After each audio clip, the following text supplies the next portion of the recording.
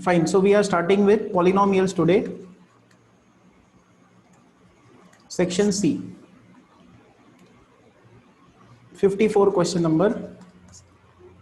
If x plus 4 is the factor of polynomial, so we are given a polynomial p of x which is equal to x cube minus x square minus 14x plus 24. Find its other factors. अगर x is equal to 4 नहीं x plus 4 इसका एक factor है, तो इसके बाकी के factors निकालो। तो पहला काम क्या होता है यहाँ पे, लॉन्ग डिवीजन परफॉर्म करना या सिंथेटिक डिवीजन परफॉर्म करना। तो सिंथेटिक डिवीजन कैसे परफॉर्म करेंगे, इनके कोएफिशिएंट्स लिखेंगे हम लोग 1 -1 -14 एंड 24। और फिर यहाँ पे एक नंबर रखना होता है। बता सकते हो यहाँ पे क्या नंबर रखना होता है सिंथेटिक डिवीजन अप्लाई करने के लिए? What number should come over here to perform synthetic division?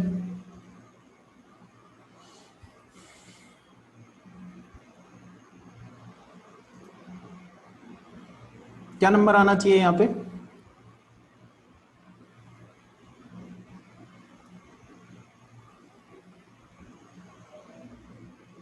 किसी को याद नहीं है? नहीं, 1 तो नहीं आएगा।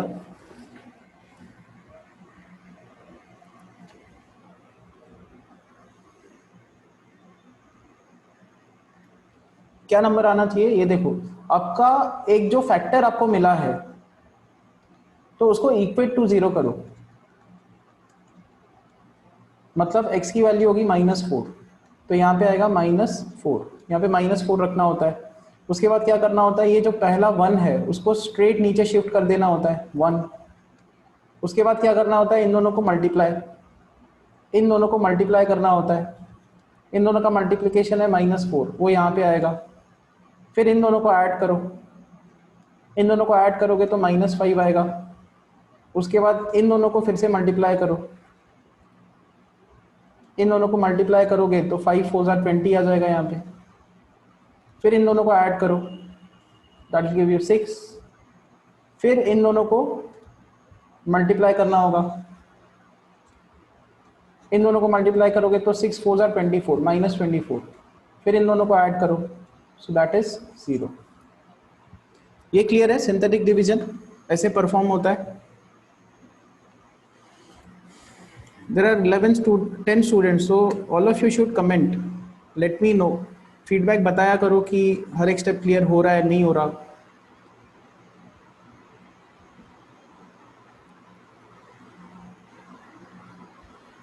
कहीं पे एक्सप्लेनेशन फिर से चाहिए तो वो बताओ।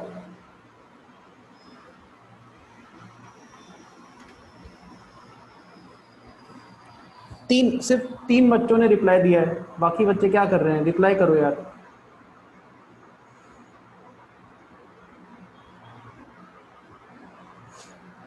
गेम तो नहीं खेलने बैठ गए?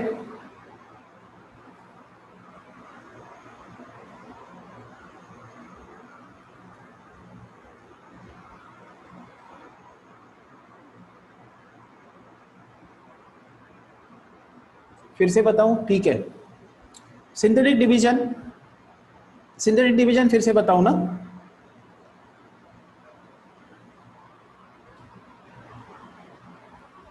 ठीक है, सिंथेटिक डिवीजन देखते हैं कैसे किया जाता है। Okay, now see, try and understand this. What is synthetic division for? क्यों की जाती है synthetic division? Long division perform जो आप करते हो उसका शॉर्टकट है सिंथेटिक डिवीजन। नाउ सी, तो इसका एक फैक्टर हमारे पास है, इसका एक फैक्टर है x + 4, ठीक है।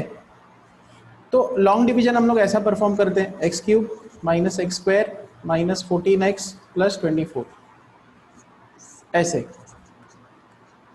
तो क्या होता है कि हमारे यहाँ, चलो इसको परफॉर्म करते हैं। तो यहाँ पे x² आएगा, इसको मल्टीप्लाई करेंगे x³ - 4x², इनको सब्ट्रैक्ट करेंगे, so will get 3x² -14x + 24 नीचे शिफ्ट कर देंगे। यहाँ पे हम लोग 3x एडजस्ट करेंगे, so will get 3x² + 12x। फिर इनको सब्ट्रैक्ट करेंगे, विल गेट -26x + 24। यहाँ पे हम लोग माइनस, तो कहाँ पे गलती कर दी मैंने, इन दोनों को सब्ट्रैक्ट किया, -14x + 24, फिर यहाँ पे 3x एडजस्ट किया, 4 3 12, 12x।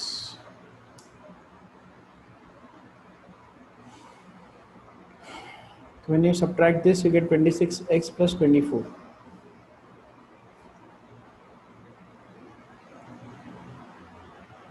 x + 4, यहाँ पे गड़बड़ कर दी। जब हमने यहाँ पे x² एडजस्ट किया तो x into x² is x³, फिर 4 इंटू x² इज +4x², ऐसा आएगा।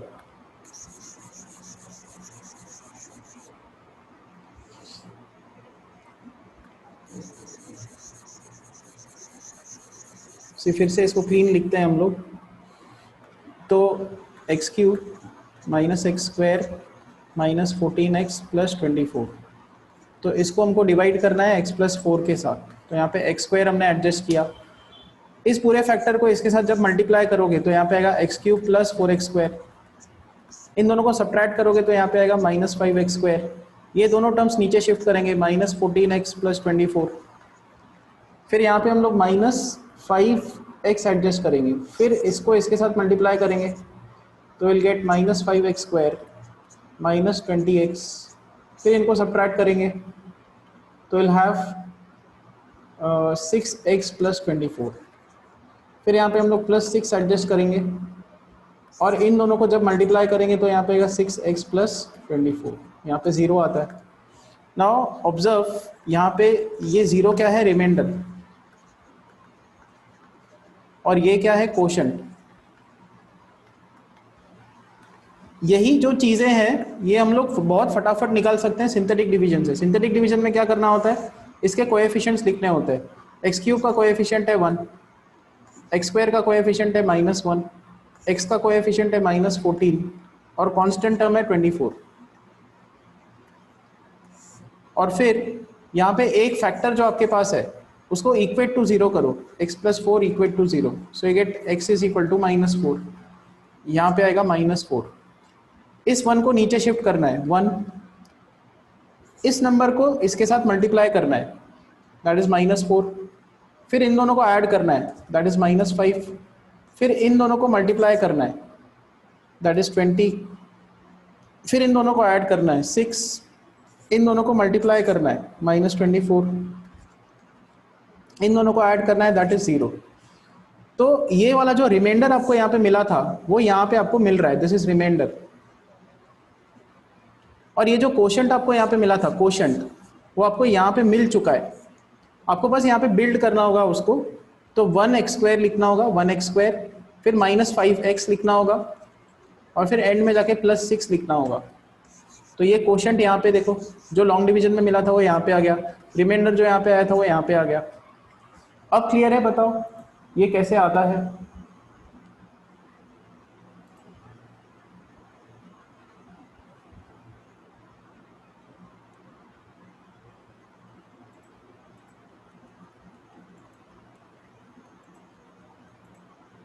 ठीक है, मैंने म्यूट ऑप्शन ओपन कर दिया है, आप पूछ लेना जो भी डाउट्स है। अभी यहाँ तक क्लियर हो गया?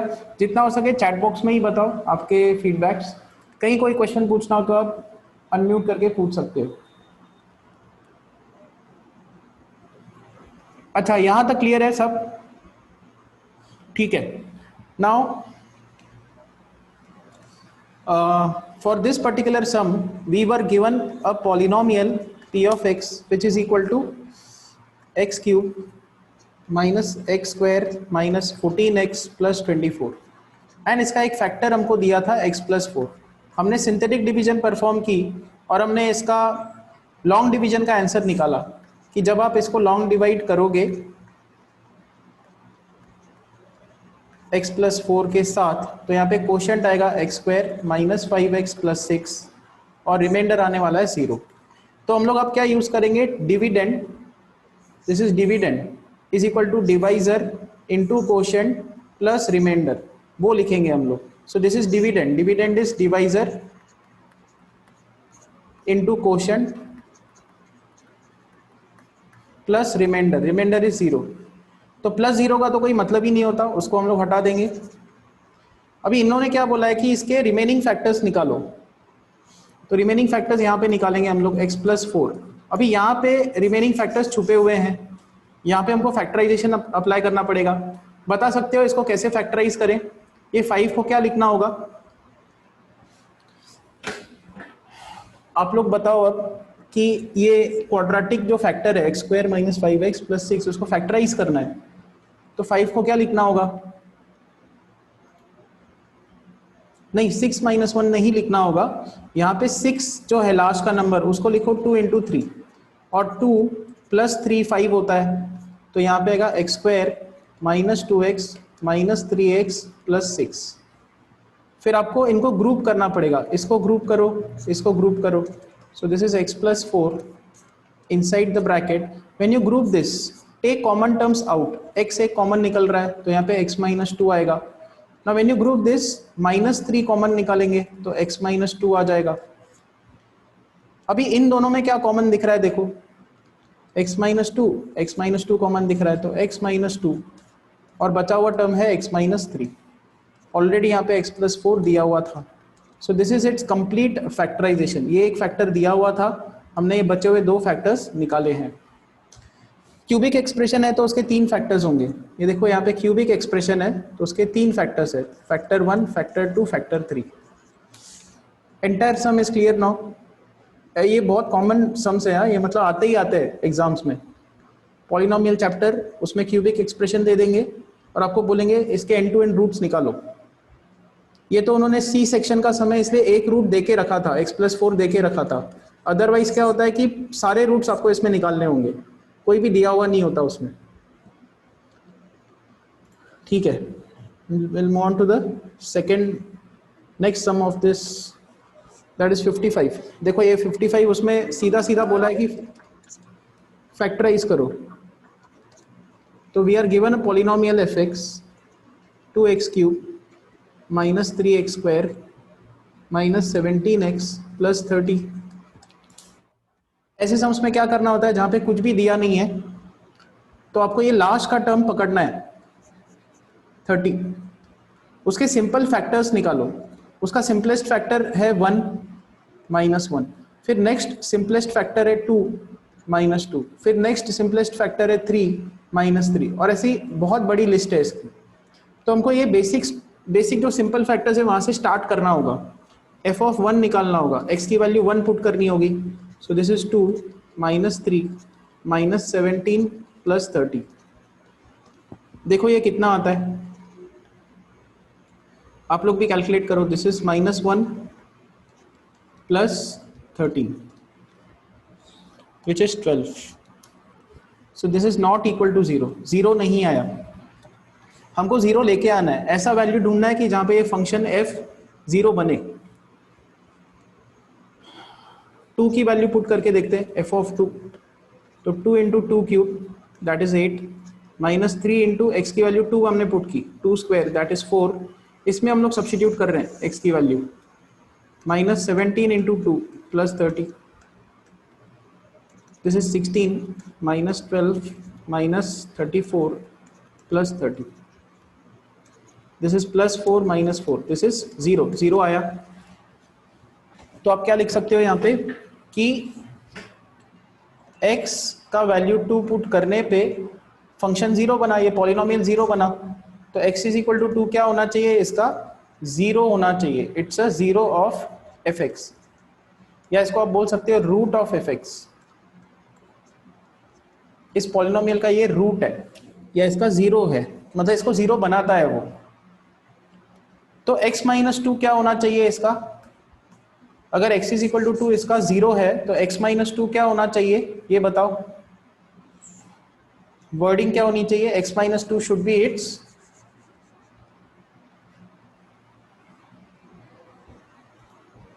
Factor, that is correct. दो ही स्टूडेंट्स ने इसका आंसर दिया, x - 2 इज इट्स फैक्टर। तो अब आप क्या करोगे, 2 ऑप्शन है आपके पास, या तो लॉन्ग डिवीजन परफॉर्म करो।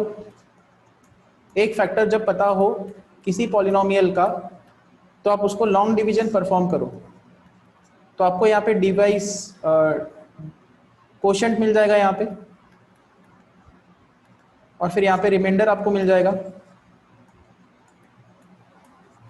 तो ये लॉन्ग डिवीजन परफॉर्म कर सकते हो, या तो सिंथेटिक डिवीजन परफॉर्म कर सकते हो। हम लोग सिंथेटिक डिवीजन परफॉर्म करेंगे। तो सिंथेटिक डिवीजन के लिए इसके कोएफिशिएंट्स लिखेंगे 2 -3 -17 30।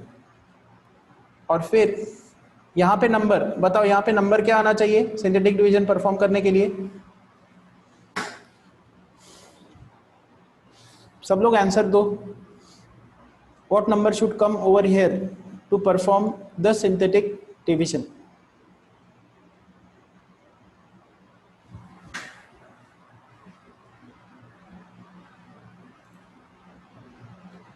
समझो इसको कि क्या नंबर यहाँ पे आएगा। आप ना उस फैक्टर को पकड़ो जो फैक्टर आपको दिया हुआ है, उसको इक्वेट टू 0 करो।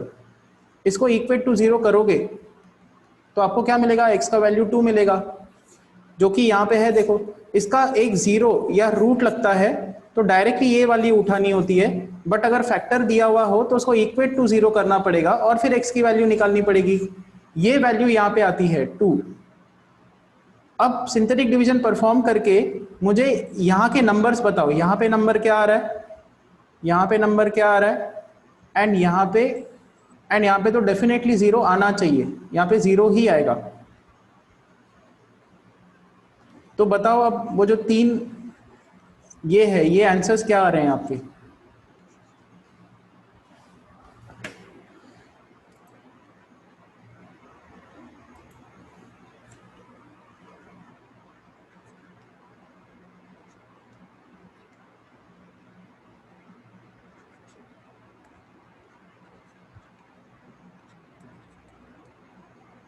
सो इट इज 2 1 -15 सबका आ रहा है आंसर। ये देखो 2 1 -15।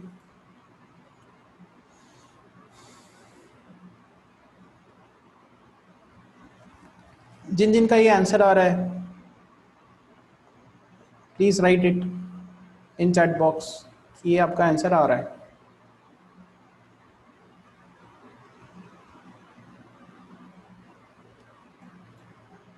ठीक है। सो जब आप लॉन्ग डिवीजन परफॉर्म करते इसकी तो आपको कुछ कोशेंट मिलता, वो कोशेंट क्या होता और रिमाइंडर मिलता। रिमाइंडर क्या आता? तो कोशेंट होता 2x² + x -15 एंड यहाँ पे रिमाइंडर आता 0। रिमाइंडर आता 0। तो अब आप यहाँ पे क्या लिख सकते हो? Dividend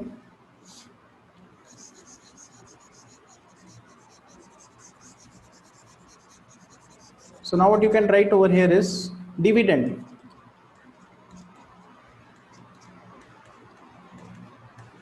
is equal to divisor into quotient plus remainder. Remainder तो 0 है, उसको लिखेंगे नहीं, हमको इसको फैक्टराइज करना है। अब आप इसको फैक्टराइज करो स्प्लिटिंग मेथड से। तो मुझे ये बताओ कि यहाँ पे जो ये x का कोएफिशिएंट 1 है, इसको स्प्लिटिंग मेथड अप्लाई करनी है, तो इस 1 को क्या लिखोगे? What should this 1 be written as?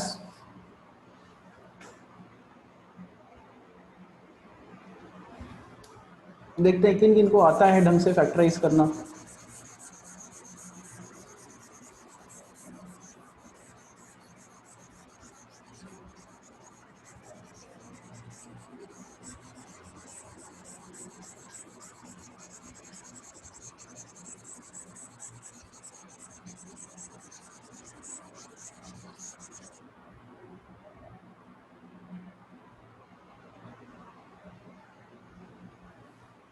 नहीं आ रहा किसी को भी आंसर? ये देखो आपको इसको फैक्टराइज करने के लिए क्या करना पड़ेगा? ये जो पहला टर्म है, ये पहला टर्म 2 और लास्ट का टर्म -15, उसको पकड़ना होगा, उसको लिखना होगा आपको। सो 2 और -15 को मल्टीप्लाई करना पड़ेगा। सो this is 2 into -15 is -5 into 3, ऐसा लिख सकते हैं। तो 2 और 3 को मल्टीप्लाई कर दो 6 एंड यहाँ पे है -5। तो 6 और -5 इन दोनों को ऐड करके देखो कितना आता है? 1 आता है। तो इस 1 को आपको लिखना होगा 6x - 5x, ऐसा लिखना होगा। तो अब अगर ये फैक्टर आप देखो ये कैसा दिखेगा? It will look like this 2x² + 6x -5x-15, इनको ग्रुप करो, इनको ग्रुप करो, तो यहाँ पे 2x कॉमन निकालो, x + 3 आ जाएगा। यहाँ पे -5 कॉमन निकालो, x + 3 आ जाएगा। यहाँ पे x + 3 कॉमन निकालो तो आ जाएगा 2x - 5। So this is x - 2, x + 3, 2x - 5। इसको हमने फैक्टराइज किया, ये दो उसके फैक्टर्स हैं। अब क्लियर हुई चीजें?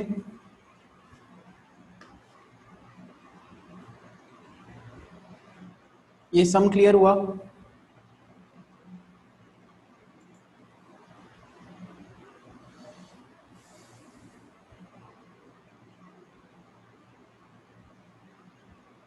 बाकी स्टूडेंट्स?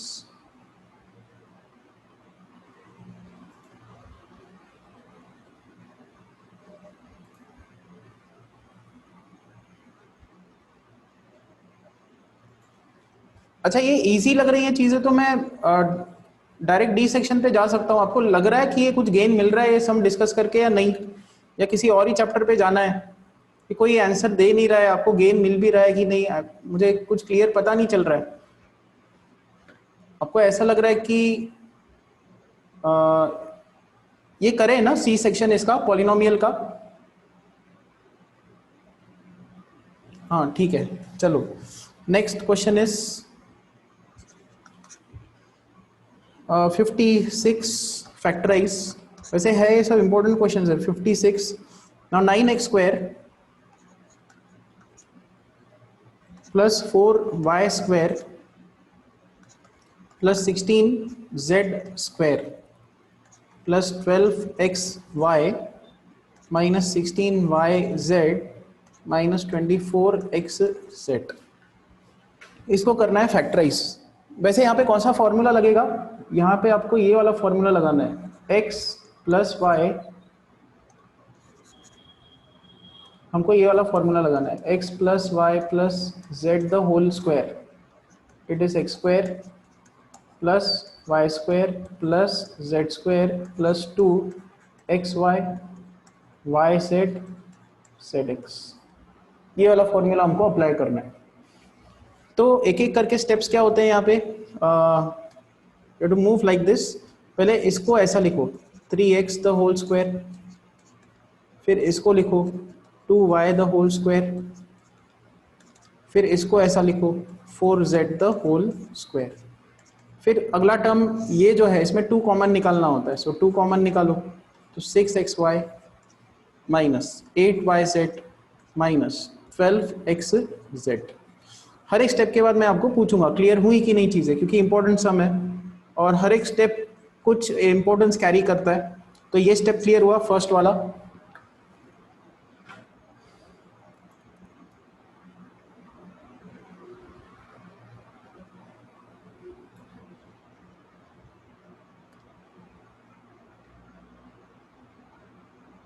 नहीं, 4 निकाल के नहीं चलेगा, आपको 2 ही निकालना है। उसका रीजन पता चलेगा आपको, बट 4 मत निकालो।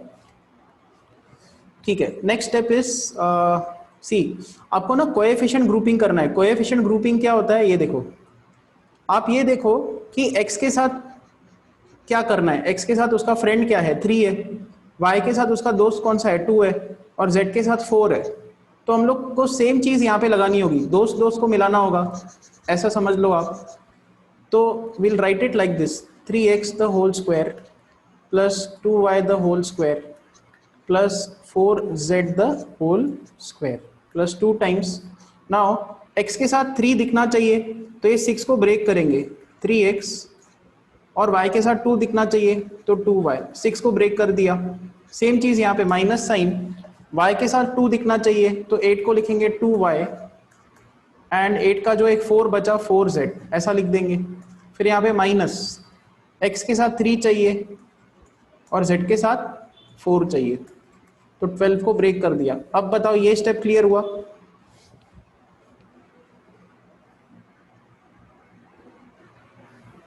जो बाहर स्क्वायर में आपको 3 टर्म्स दिख रहे हैं सेम अंदर दिखने चाहिए, इतना ही है। फाइन, नेक्स्ट अब आपको माइनस साइन को एडजस्ट करना है, माइनस साइन। अब देखो आप ये समझो, अगर आप दो पॉजिटिव टर्म्स लेते हो 2 इंटू 5 तो आंसर भी पॉजिटिव आता है, बट अगर आपने एक टर्म नेगेटिव लिया तो आंसर नेगेटिव आता है, बराबर। सेम चीज यहाँ पे अप्लाई करनी है। देखो ये दोनों का प्रोडक्ट नेगेटिव है, मतलब एक पॉजिटिव एक नेगेटिव होना चाहिए। यहाँ पे भी इनका प्रोडक्ट नेगेटिव है, एक टर्म नेगेटिव एक टर्म पॉजिटिव होना चाहिए, बट यहाँ पे देखो इनका प्रोडक्ट पॉजिटिव है। इसका मतलब आप क्या इन्फर कर सकते हो यहाँ से कि x का टर्म पॉजिटिव और y का टर्म अपने को क्या रखना है, पॉजिटिव रखना है। तो अगर x और y पॉजिटिव है तो z को क्या रखना पड़ेगा, ये z का टर्म नेगेटिव रखना पड़ेगा। तो आपको ये जो बाहर की माइनस है उसको प्लस करके माइनस को अंदर शिफ्ट करना होगा, ऐसे। सेम चीज यहाँ पे, ये जो बाहर का माइनस है उसको प्लस बना के z के साथ माइनस साइन रखना होगा। ये स्टेप क्लियर हुआ। साइन एडजस्टमेंट बहुत सिंपल है। आप ये देखो कि इसमें पॉजिटिव टर्म कौन सा है, इन तीनों में से ये पॉजिटिव था तो x को पॉजिटिव रखना है, y को पॉजिटिव, तो बचा हुआ जो z वाला टर्म है उसको नेगेटिव बनाना पड़ेगा। तो उसके जो बाहर नेगेटिव साइन था उसको प्लस बना के z के साथ वो माइनस को अटैच कर दो। ये क्लियर हुआ? All of you comment.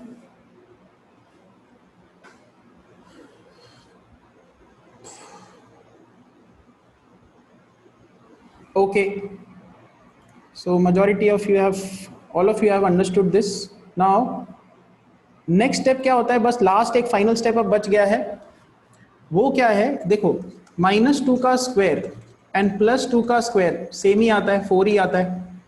तो स्क्वायर के अंदर का माइनस का कुछ वैल्यू नहीं है, लगाओ या नहीं लगाओ कोई प्रॉब्लम नहीं देता वो। तो सेम चीज हम लोग करेंगे, बिकॉज z का टर्म नेगेटिव रखना है तो यहाँ पे भी बाहर में z का टर्म आपको नेगेटिव रखना पड़ेगा। ये स्क्वायर के अंदर एक माइनस साइन को लिखना पड़ेगा, ठीक है। तो अब फाइनली हम लोग सेट है सब चीज लिखने के लिए। We have 3x the whole square, 2y the whole square -4z the whole square plus 2 times we have 2 times 3x into 2y plus 2y into -4z and 3x into -4z। अब ये उसी form में formula आ गया, x square plus Y square plus Z square plus 2xy plus Y Z plus Z X, उस form में आ गया। और अब और इसका आंसर क्या होता है, इसका आंसर होता है x plus Y plus Z the whole square. तो इसका आंसर क्या आना चाहिए, जो हमारा सम है उसका आंसर आना चाहिए, इसका जो आंसर है क्या आना चाहिए, 3x plus 2y -4z the whole square. ये इसका आंसर है। क्लियर हुआ? बताओ।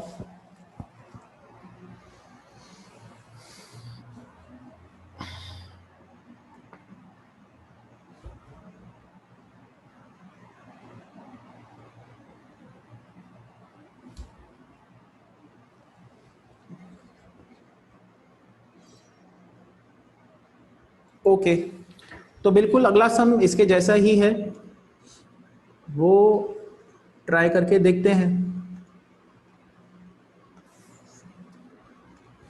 Next is 16x square plus 4y square plus 9z square -16xy -16xy -12yz plus 24xz। मैं डायरेक्टली नीचे इसका आंसर लिख सकता हूं, पता है। ये देखो इसका आंसर होगा 4x 2y and 3z the whole square. इसका आंसर ये है, क्योंकि हम लोग इन 3 टर्म से जजमेंट बना सकते हैं कि ऐसा कुछ आएगा, बस पॉजिटिव नेगेटिव का फर्क है। तो देखो xz का टर्म पॉजिटिव है, मतलब x पॉजिटिव रखना है, z पॉजिटिव रखना है, तो किसको नेगेटिव रखना पड़ेगा बताओ। ये पॉजिटिव टर्म है, x और z पॉजिटिव होना चाहिए, किसको नेगेटिव रखना पड़ेगा, क्योंकि यहाँ पे माइनस साइन दिख रही है। y को नेगेटिव रखना पड़ेगा। तो बस सिंपल है, x का टर्म पॉजिटिव रखा, y का टर्म नेगेटिव, z का टर्म पॉजिटिव, ये इसका आंसर है। क्लियर हुआ? ऐसा एग्जाम में नहीं लिखना है, आपके इंफॉर्मेशन के लिए कि आप राइट जा रहे हो रॉन्ग जा रहे हो, ऐसा समय आया तो आप डायरेक्टली जज कर सकते हो इसका आंसर क्या आएगा। ये क्लियर हुआ? शॉर्टकट ट्रिक क्लियर हुई ये वाली?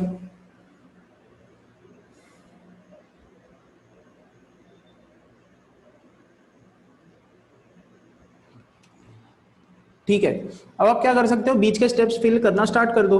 तो पहला स्टेप होगा 4x² 2y², इसको लिखना होगा, इसको लिखना होगा 3z²।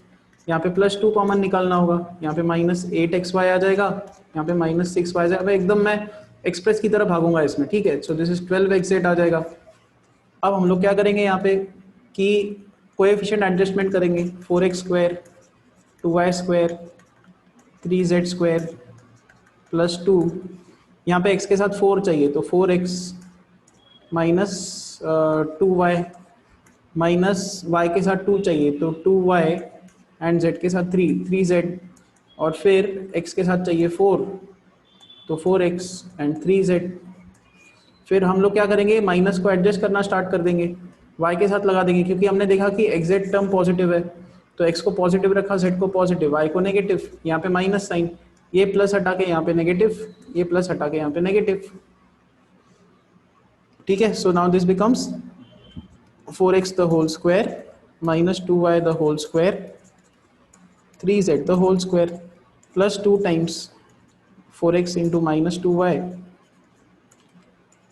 2y into sorry minus 2y into plus 3z, y के साथ नेगेटिव टर्म है यहाँ पे 4x into 3y। इसके बाद आ जाएगा ये वाला step. So this was question number 56. Now we'll come to 57.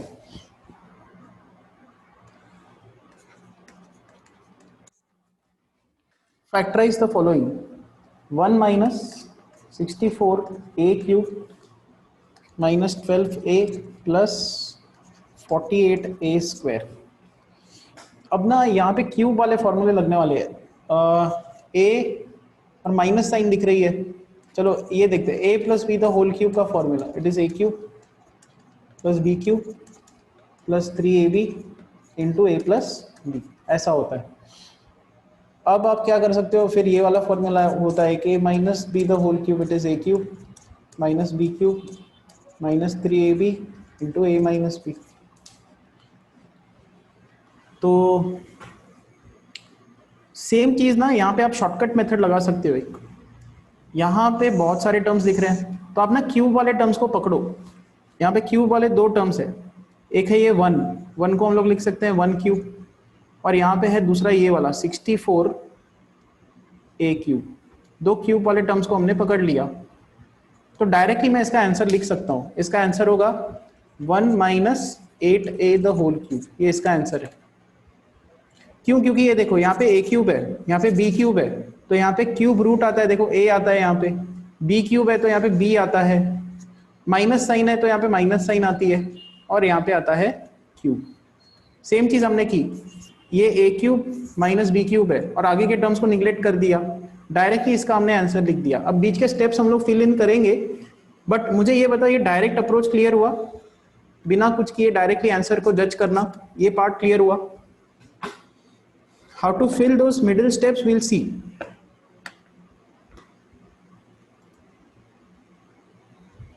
Fine, तो अब देखते हैं कि बीच के स्टेप्स फिल इन कैसे करने हैं। वही थोड़ा वही जो है डिफिकल्ट पार्ट है इसका।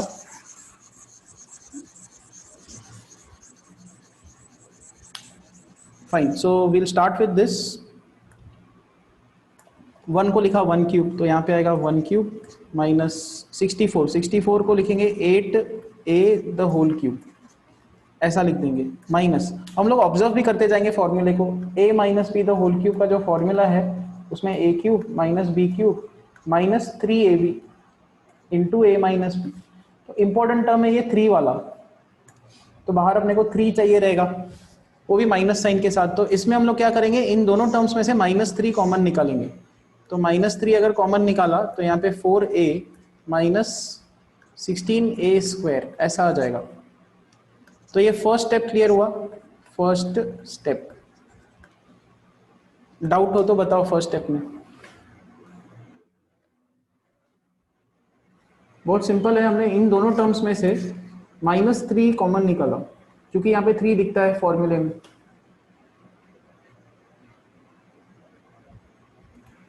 येस लिखने को त्रास आता हो तो सिर्फ y लिखो, नॉट एन इशू।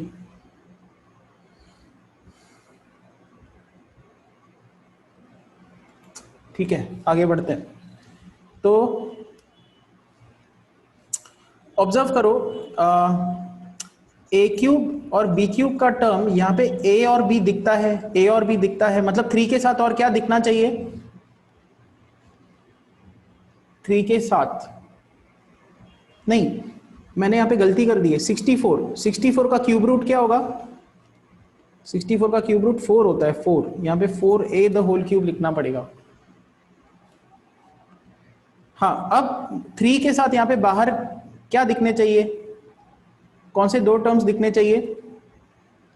अगर आप ये फॉर्मूला बिठाने की कोशिश कर रहे हो, राइट हैंड साइड को बिठाने की कोशिश कर रहे हो, तो ए और बी दिखना चाहिए। यहाँ पे ए क्या दिख रहा है? 1, तो 1 तो लिख ही सकते हो, और यहाँ पे बाहर 4a भी दिखना चाहिए। यहाँ पे 4a दिखना चाहिए, 4a। तो 4a कैसे दिखेगा? आपको यहाँ से 4a कॉमन निकालना पड़ेगा, इन दोनों में से 4a कॉमन निकालना पड़ेगा। So will have 1 cube minus 4a the whole cube minus 3 1 into 4a। अगर आप 4a बाहर निकाल लेते हो इसमें से, तो यहाँ पे 1 बचेगा, यहाँ पे -4a बचेगा। बताते जाओ, यहाँ तक क्लियर हुआ चीज? ये सब सम का जो स्टेप है, सेकेंड स्टेप क्लियर हुआ?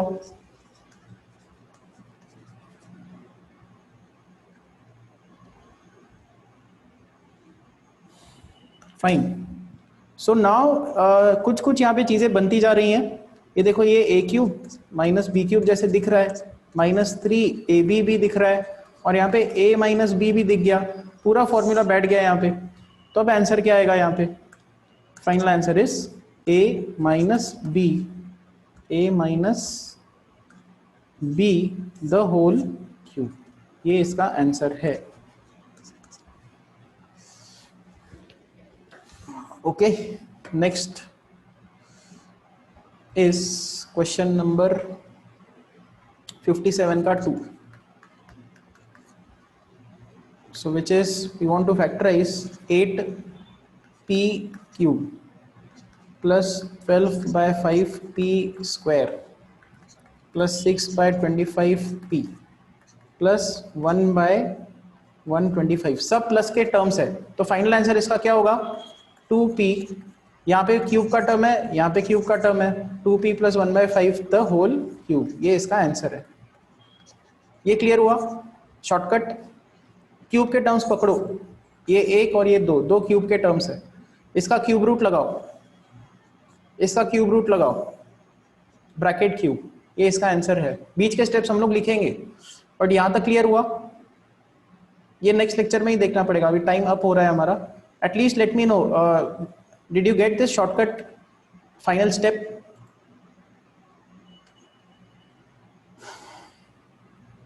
Okay, we'll stop over here. Tomorrow we'll see how to do this, how to fill in the steps.